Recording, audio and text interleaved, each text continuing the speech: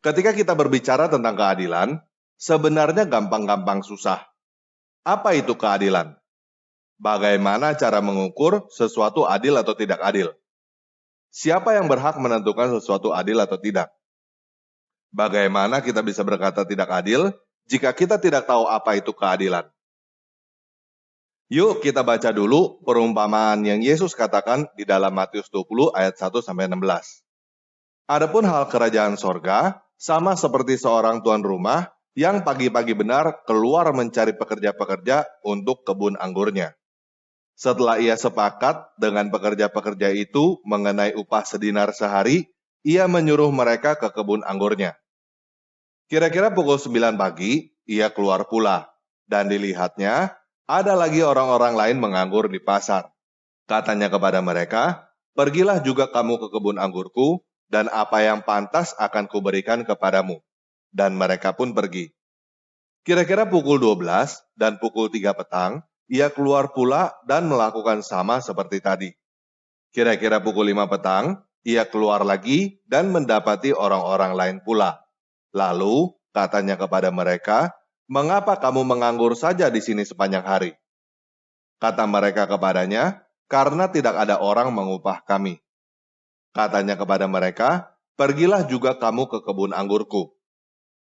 Ketika hari malam, tuan itu berkata kepada mandornya, "Panggillah pekerja-pekerja itu dan bayarkan upah mereka, mulai dengan mereka yang masuk terakhir hingga mereka yang masuk terdahulu."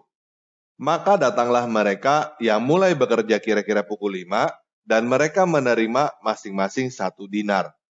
Kemudian datanglah mereka yang masuk terdahulu. Sangkanya akan mendapat lebih banyak. Tetapi mereka pun menerima masing-masing 1 dinar juga.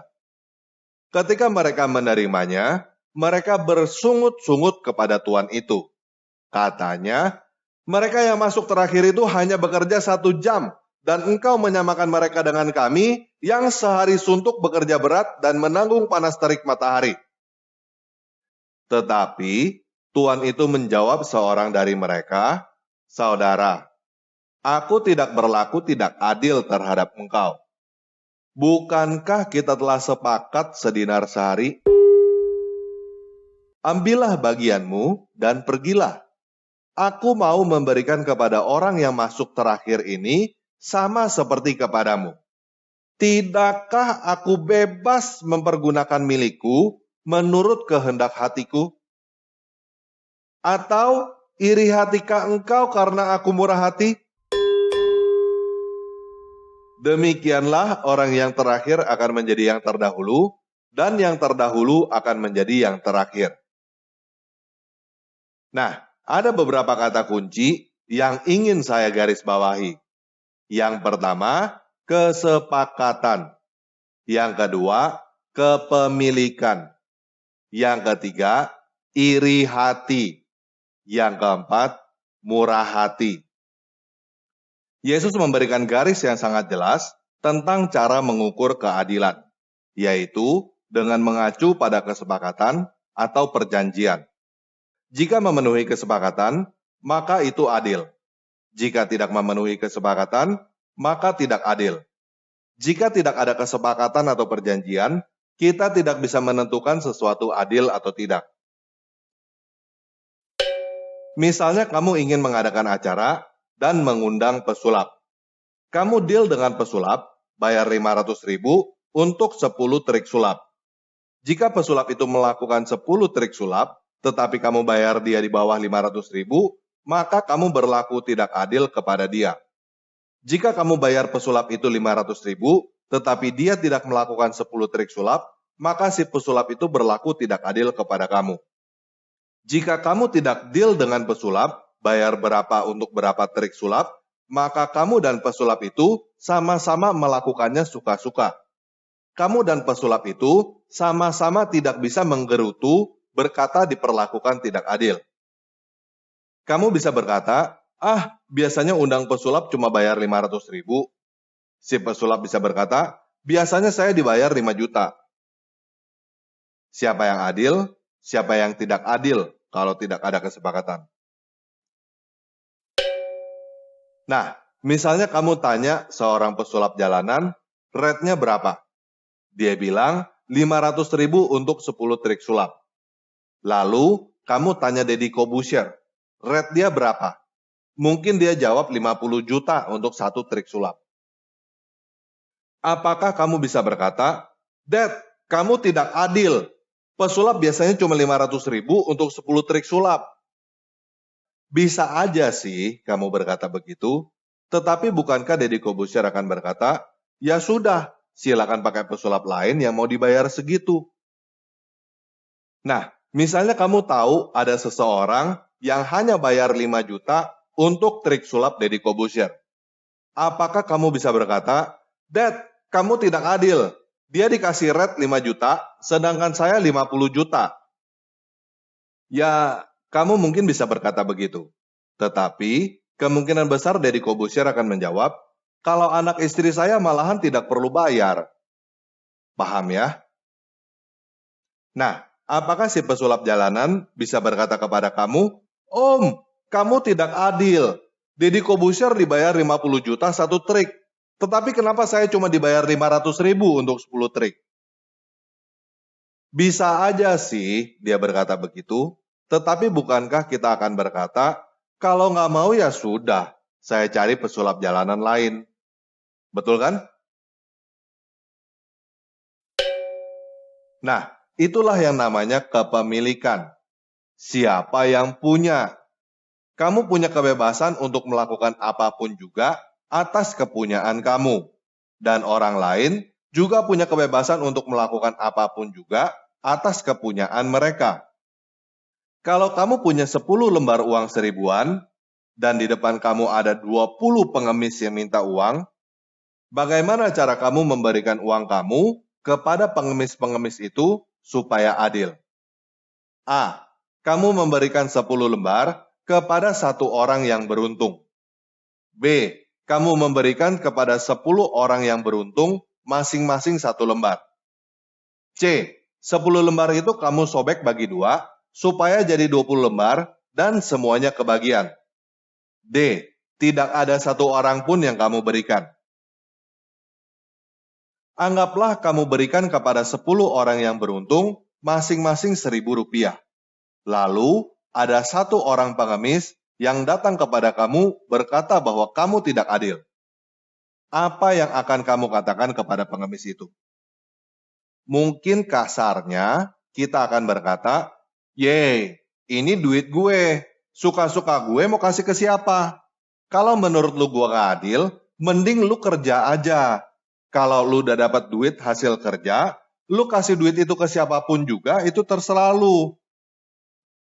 Jadi, apapun juga pilihan kamu, itu adalah hak kamu kalau itu adalah kepemilikan kamu. Kamu memberikannya karena kamu murah hati, bukan karena kamu punya kewajiban untuk memberi sesuai perjanjian. Tidak ada satu orang pun yang punya hak untuk berkata kamu tidak adil. Kemurahan hati, cinta, kasih sayang memang tidak pernah adil. Saya lebih sayang kepada anak istri saya daripada kepada anak istri orang lain. Kamu juga lebih sayang kepada keluarga kamu daripada kepada keluarga orang lain kan? Jadi mereka yang berkata tidak adil, kemungkinan sebenarnya mereka iri hati. Jadi, jika kamu merasa diperlakukan tidak adil, coba periksa dulu apakah kamu benar-benar diperlakukan tidak adil atau kamu hanya iri hati. Jika kamu sadar bahwa kamu hanya iri hati, segera buang iri hati kamu itu. Karena iri hati kamu itu tidak akan membuat kamu bahagia. Iri hati kamu itu hanya akan membuat kamu menderita. Di dalam perumpamaan yang Yesus berikan, anggaplah 1 dinar itu 100.000 atau 1 juta atau 10 juta atau berapapun juga yang menurut kamu besar untuk kamu bekerja dengan senang dan gembira dalam satu hari. Kamu bisa memenuhi kebutuhan kamu, bahkan masih ada lebih, sehingga kamu merasa senang ketika kamu mendapatkan upah. Tetapi kegembiraan kamu mendadak hilang hanya karena kamu iri hati melihat orang lain. Bukankah hal itu adalah kebodohan? Di dalam perumpamaan yang Yesus berikan, apakah salah si pemilik kebun jika dia menunjukkan kemurahan hati di depan semua orang?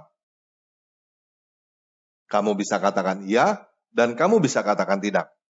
Tetapi, jika keesokan harinya, si pekerja itu tidak mau bekerja lagi kepada si pemilik kebun, siapa yang rugi? Si pemilik kebun bisa mendapatkan pekerja lain dengan sangat mudah, tetapi si pekerja itu kehilangan pekerjaan dengan pendapatan yang besar hanya karena dia iri hati.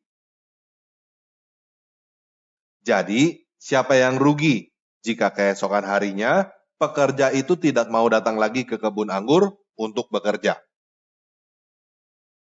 Salah siapa si pekerja itu iri hati? Salah bosnya, salah pekerja lain, atau salahnya sendiri? Lagi pula, apakah kita mau hidup dengan tukang iri hati yang setiap hari menggerutu melulu? Saya sih nggak mau. Saya nggak tahan mendengar orang yang selalu menggerutu. Jika kita sendiri tidak mau hidup dengan tukang iri hati yang selalu menggerutu, bukankah seharusnya kita juga tidak menggerutu? Bukankah seharusnya kita tidak iri hati? Nah, bagaimana caranya membuang iri hati? Caranya sebenarnya cukup mudah, yaitu berhenti membanding-bandingkan milik kamu dengan milik orang lain. Lalu, mulai bersyukur dan berbahagia dengan apa yang kamu punya. Ini cuma masalah sudut pandang. Ganti sudut pandang dan masalah beres. Banyak orang bodoh yang baru menyesal tidak bersyukur dengan apa yang dia punya setelah dia kehilangan apa yang dia punya itu. Itu sudah terlambat. Jadi, apapun juga yang ada pada kamu saat ini, entah itu orang tua kamu, keluarga kamu, teman-teman kamu, pekerjaan kamu, kesehatan kamu, atau apapun juga itu, bersyukurlah dengan semuanya itu dan berbahagialah. Karena mungkin ada saatnya kamu akan kehilangan semuanya itu. Untuk apa kamu melihat milik orang lain dan menderita, sedangkan kamu bisa melihat milik kamu sendiri dan berbahagia? Paham ya? Nah, jika kamu memang diperlakukan tidak adil, kamu bisa menuntut hak kamu. Tetapi, jika kamu tetap tidak mendapatkan hak kamu, biarkan. Kamu jangan balas berlaku tidak adil. Kamu harus mengampuni dan bermurah hati. Karena kita sendiri pun mau diampuni dan mau mendapatkan kemurahan hati. Itu sebabnya, Yesus berkata di dalam Matius 7 ayat 12, segala sesuatu yang kamu kehendaki supaya orang perbuat kepadamu, perbuatlah demikian juga kepada mereka. Yesus tidak berkata, perbuat kepada orang lain sebagaimana orang lain perbuat kepada kamu. Yesus berkata, perbuat kepada orang lain sebagaimana kamu ingin orang lain perbuat kepada kamu. Paham ya? Nah, Yesus tidak pernah berkata bahwa hal ini mudah untuk dilakukan. Yesus malahan berkata bahwa hal ini sulit, tetapi inilah yang harus dilakukan. Jadi, kita harus mulai dari kita sendiri dulu. Bagaimana kita bisa menuntut orang lain untuk berlaku adil, sedangkan kita sendiri juga tidak adil? Kita tidak bisa memaksa orang lain untuk berlaku adil, tetapi kita bisa membuat diri kita sendiri berlaku adil. Bukankah kita berdoa, datanglah kerajaanmu, jadilah kehendakmu di bumi seperti di sorga. Bukankah kita harus berlaku adil supaya bumi ini seperti di sorga sesuai dengan doa kita? Paham ya? Nah, Walaupun sekarang kita paham tentang bagaimana keadilan yang seharusnya, tetapi banyak orang di luar sono yang tidak paham. Mereka siap kapanpun juga untuk iri hati dan menuntut apa yang bukan hak mereka. Jadi, kita juga harus bijaksana dalam menjalani hidup, supaya kita tidak menjadi korban iri hati orang lain. Caranya sudah pasti dengan jangan norak dan suka pamer. Sebisa mungkin, jangan terlalu mencolok. Hidup sederhana aja. Karena semakin kamu terlihat punya banyak uang, semakin banyak orang yang datang kepada kamu untuk bantu kamu menghabiskan uang kamu. Itulah sebabnya Yesus berkata di dalam Matius 6 ayat 1-4, "Ingatlah, jangan kamu melakukan kewajiban agamamu di depan orang supaya dilihat mereka. Karena jika demikian, kamu tidak beroleh upah dari Bapamu yang di sorga. Jadi, apabila engkau memberi sedekah, janganlah engkau mencanangkan hal itu seperti yang dilakukan orang munafik di rumah-rumah ibadat dan di lorong-lorong, supaya mereka dipuji orang. Aku berkata kepadamu, sesungguhnya mereka sudah mendapat upahnya. Tetapi, jika engkau memberi sedekah, janganlah diketahui tangan kirimu apa yang diperbuat tangan kananmu. Hendaklah sedekahmu itu diberikan dengan tersembunyi, maka Bapamu yang melihat yang tersembunyi akan membalasnya kepadamu." Di dalam Lukas 17 ayat 11-19, Yesus menyembuhkan 10 orang kusta. Ke-10-10-nya disembuhkan, tetapi hanya satu yang balik bilang thank you. Jadi, jika kamu berbuat baik kepada orang, dan orang itu tidak membalas kamu, kamu tidak perlu merasa kecewa atau diperlakukan tidak adil. Kamu diajarkan untuk berbuat baik, bukan supaya kamu mendapatkan imbalan dari manusia, tetapi kamu diajarkan untuk berbuat baik karena kamu adalah orang yang baik. Kamu adalah anak-anak Bapa yang di sorga.